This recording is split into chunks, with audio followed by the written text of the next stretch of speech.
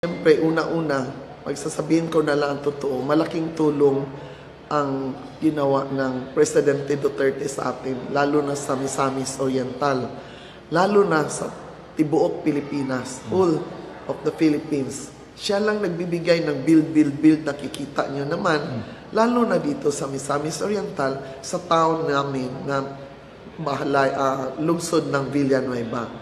No? Kita ninyo may bago kaming hospital. Walang ibang presidente nakakatulong sa amin.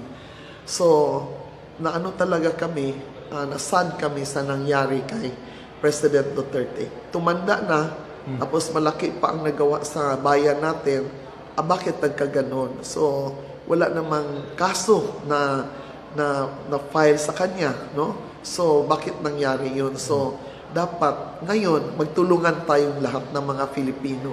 Justice will prevail.